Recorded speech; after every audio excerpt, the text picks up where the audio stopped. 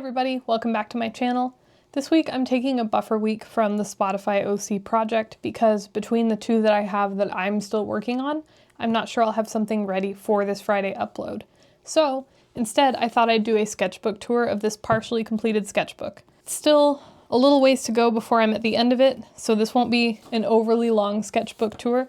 If that kind of content is not your favorite thing, I understand, but if you want to stick around, I won't linger too long on any given page or spend a billion years explaining things. I mostly just want to show off what I'm proud of and also be honest about what I'm not. That's what we'll be doing today, and I promise I'll have another OC for you next Friday. So thanks, and stick around if you're interested. So here is my sketchbook. Oh, it already doesn't open to the first page by default anymore. So I started this at the beginning of 2024. I drew Godzilla because I had just seen Godzilla -1 and it rewired my whole brain. This is a sticky note I was proud of as a doodle from my day job, kind of a repeating pattern of foxes and rabbits in the daytime and the nighttime. So that's kind of the first page. There's not too much to say about the other sketches on it. The very next thing that I felt like drawing 4 days later was reimagining Minecraft mobs. I love Minecraft. I am a Minecraft adult. And so I have like kind of a furry looking creeper here. I have kind of a different take on the Endermen. The Ghast is really similar. The Hoglin is really similar. I'm not super proud of those. But the Shulker, I'm pretty proud of. Like the way its shell is studded and the way it looks a little more like a real life crustacean. Pretty happy with those. And then I saw maybe a YouTube short or something a few days later about these cheap glass teacups and teapots that Target was selling. And I went out and I bought several of them because I was going to sculpt some dragons out of Sculpey clay to put in the teapots, and then I was gonna see if I could sell them. So I wanted to base a dragon on each kind of tea that I could think of, and I still have them. I haven't sculpted anything except for there was a test run dragon. I did that, I was happy with it. It was difficult, and then I didn't want to do it anymore. So at some point I will revisit this. I just really struggle. Here are some birds I drew at an aviary at a local AZA association. I'm not going to say where it is because I don't want to dox myself, but here are some of the birds that were there. I ended up getting a membership to this place, so I have a couple other pages that are beautiful birds, or, you know, my attempt to draw beautiful birds. So that's what these two are. The golden eagle is my favorite bird that I've seen anywhere, and I actually was really lucky to visit a friend who does bird rehab and actually hold a golden eagle, like with a falconer glove and everything, and that was the highlight of my summer last year, so that was a lot of fun. I also started watching Deer Pup as I was working on this sketchbook, so I have some watercolor over all of my pencil sketches, because she was talking about how you can use that to preserve pencil lines and keep them from smudging. Here's some more birds. You can see that I've gotten a little more confident just from page 1 to here with rendering shapes really quickly and using shape language for bird identification like these. I was very precious about trying to get the details, very sketchy. And then here I just kind of put down some shapes for this eagle and it looks great. Here's some more birds. I was on a personal mission to draw every single type of bird there before my membership ended, and then I didn't. In fact, we're now on a different page. Here are some doodles of my OC Amos. He's a sheep dragon, which means that he looks like a sheep, but also that his horde is a herd of sheep. I just think that's a fun, kind of an oxymoron for a dragon to be, and I am making him one of the secondary characters in a fairy tale I'm gonna write. He's gonna be like the old guns, voice of reason kind of character. So there he is. This is just a cat. This is a cat dragon because I was trying to make other kinds of dragons. This is a spider jockey from Minecraft. Here's another creature I was thinking about putting in the fairy tale world. It would be kind of a marsh-dwelling marsupial kind of a guy. That didn't really go anywhere. I was very smitten with these for the weeks I was drawing them though. And then I tried to do Junicorn and I was really bad at doing it. My favorite is this Fleetwood Mac album, but they're unicorns. I think it's perfect and I'm gonna make like a real actual painting of it at some point because I just think it works really well. some dogs I was drawing, some more unicorns. These are actually from, I know this says 2020, but I drew them a few days ago because I was bored and there was space on this page. Back with the birds. This is the first time I ever did hourly comic day. It was last February. I bought a Monstera that day. It's the one behind me when I'm filming, and I'm really happy about that. And we watched the Star Wars prequels. Well, just the first one. Here's some more doodles, a cityscape, and I was kind of thinking about what baby sheep dragons might look like, or like the other applications, the things they might find themselves doing if they're not herding sheep. Maybe they're like Sherpa type characters that help people climb mountains. And then this is Warrior Cats fan art, full stop. Some more mythical creatures. And now we finally have some life drawings of people. This is at a convention. I was displaying Lego with my husband, so I was just drawing people I saw walking around. This was drawn at the convention, but was not set there. I was thinking some more about the fairy tale world. There's not much to say about it because I don't want to turn this into a video about that project. Also drawn at the convention. This is because I saw the Beer Pup video where she made the St. Bernard Valentine for Meat Canyon, her husband. Some thumbnails of like a biblical comic idea that I had that never really went anywhere. More birds. This is like a Griffin character I made, kind of based on 21 Pilots' album Trench. So me making characters based on music is not a new thing for this project. And then these are all from a phone call I had with my friends last year on April Fools. We did like a FaceTime because we used to live in the same town, but now we don't, and I really miss them. So it was nice to talk to them. And then I painted over this whole page with like a light green to really lock those doodles in. They're kind of less readable now, but I thought it would help. Then I rewatched Aquaman like the very next day. I still like it.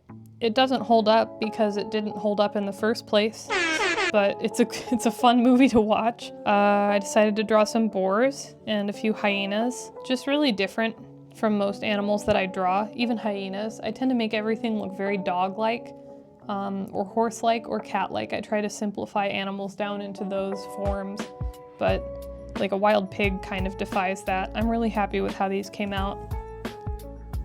Some more various drawings. Right now I have a Kleenex in between these pages to keep them from smudging because this is all pencil and this is all pen. Well, it's not all pen, so I lied. This is a hyena bard type character that I made. I wanted it to have kind of like a Harlequin look. This is another thing that sparked joy for a very short period of time, and then I stopped interacting with it, and this is why I don't really make OCs for myself, because I will come up with something I like and then I forget it exists if I don't see it or if I'm not confronted with it again and again. Here I bought what I thought was gouache, like real gouache, but for very cheap at like a Daiso when I went on vacation, and it's not, it's acrylic gouache, so it's basically watered down acrylic paint. But I tested it all in the margins here. I started doing this thing where I only draw a certain width from the margin and then I do something different down the center. Here's another creature I was thinking of putting in my fairy tale world. It would be a firebird. These are actually really cool. I'm going to talk about them. They have like a symbiotic relationship with dragons. So they are very Corvid-esque. They like to collect treasures and shiny things. So dragon scales or the kind of gold and rings that a dragon would hoard. So they like to hang out around where dragons are. So if you see firebirds around, there either was a dragon or there is a dragon. Another page. Not much to say about this one. We rented chickens last summer, which is a thing you can do. Drew them a little bit, but not as much as I would have liked. More Warrior Cats fan art. I saw Mount Rushmore. It's underwhelmingly small. The thing I was excited about there was that I saw a chipmunk. That was the exciting part of seeing Mount Rushmore. And then I drew some squirrels on this page because I saw a picture someone posted online of like a blind squirrel. It was missing both of its eyes. It was in their front yard and I thought that would be cool. I drew some elderberries and some poison oak and poison ivy, I think. along with it because all of those are poisonous things. Not much to say for these either. This is an Usuri brown bear, which is native to like northern Japan. There used to be a really harrowing ritual about those guys. I'll spare you the information. This was the first day of fall, so I drew the It's Finally Autism dog. This is Wendigoon and Meat Canyon, who co-host Creepcast, which is like my favorite thing ever. And this is vent art about the state of my faith and the way it interacts with politics in my country. So let's move quickly along past the Jenna Marbles fan art. Here's a crow for the first day of October. Here's a bunch of little loose sketches of Tigress because I rewatched Kung Fu Panda 2 or something around the end of September and I thought it was really good. I really love Tigress's design. She's just so compact, but like, she's like chunky, but you can tell it's all muscle. She just like is not afraid to be not the ideal feminine shape, and I'm proud of that every time people do that. Here's more life drawing from a different Lego event. This time I only had a multicolor colored pencil, which is the kind where multiple colors are built into the lead. And then, oh no, I did have access to a normal pencil. Those are not life drawings. Drawing people is hard, but I'm happier and happier with how it goes. These are lyrics from a song that makes me emotional. If you know, you know. This is a creature that was a monster in a Creepcast episode when they read Accounts from a Lonely Broadcast Station, which is also available as a book. This is Hinako from Silent Hill F. I still haven't watched the rest of Markiplier's playthrough, even though he's been posting again. I've already shared this on the channel. Next page, there were more colored pencil shenanigans. I drew a pumpkin spice xenomorph from Alien. And that's kind of the best thing I did on that page. Keep going, and I had an idea for a falconer character because I learned about how in the Middle Ages during the Crusades, people actually had falconers in their army because people using carrier pigeons to correspond with each other, you could use a falcon to get those out of the air because falcons often hunt prey that's on the wing. So I thought it'd be cool to make a guy who's like a knight who is a falconer, but he's also got a cursed arm. That's a different concept. I don't remember how that came about, but like something inspired by like Princess Mononoke, where Prince Ashitaka's got the cursed arm that makes him want to do violence, and he has to fight it. I just like that. I would like to make another story exploring kind of the same things. This is based on something my friend said about the alive internet theory, because we are here. If you stay on the internet, it'll stay alive. But if you won't leave the internet, that's fine. And then this is based on something somebody said on Creepcast. They were just like they were doing spoonerisms and getting idioms mixed up. Somebody said he bit when he should have bargained, and immediately this image popped into my mind where it's like a wolf with someone's arm that they've bitten off, but the arm also was stabbing them in the process of them biting the arm off. Like it's very needlessly edgy, but I think it says something. Attempting to comic out the fairy tale, doing some pen and micron art, including fan art of Mystery Science Theater, which shaped me in ways that are good and bad. Attempting to draw an angel, because I had an idea for a comic about like the nativity from the perspective of angels, but it kind of got away from me, and then it was Christmas. I think I also had a cold, and then it just felt like there wasn't time. And now we're up to a couple weeks ago. I got some alcohol markers at TJ Maxx because they were really, really cheap, so I tested and swatched them here. Next page is a little bit ruined because of the swatches, but I did this art of a mountain lion that kind of did the rounds on Twitter and Tumblr, and then taped it on here to kind of help cover up the swatches bleeding through this page. Then I drew some fishing lures because I really like fishing lures. I like to go to sporting goods stores and look at all the fishing lures they have.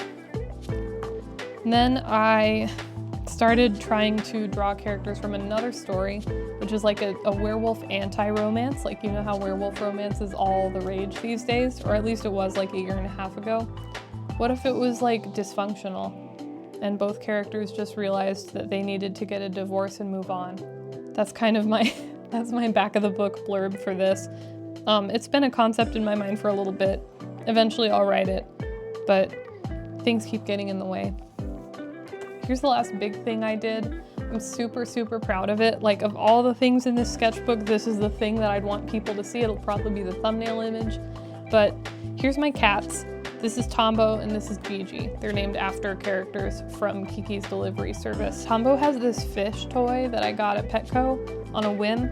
I didn't even think they'd like it very much, but I liked it, so I wanted to own it. But he will play with it on his hind legs. He'll like juggle it in between his forepaws while he's standing up like a little person. And so that kind of gave me the mental image of like a fishmonger who's got a really big fish someone just brought in. It's like too big to even hold. But like, what if the fishmonger was a cat? Like a Disney anthropomorphic cat. So here's Tombo and his catch. Meanwhile, Gigi's been catching other things. There was a birthday party recently that I brought some balloons home from, and he could care less about like the balloon part, but he loves the string. So here's just him hanging out, having a good time with string. I think that's it. This page, I was tracing the shadows that some Legos were casting on my page, because they were overlapping in interesting ways, like this, and this are all the same thing, and these two are the same thing, but that never went anywhere. And the rest is empty.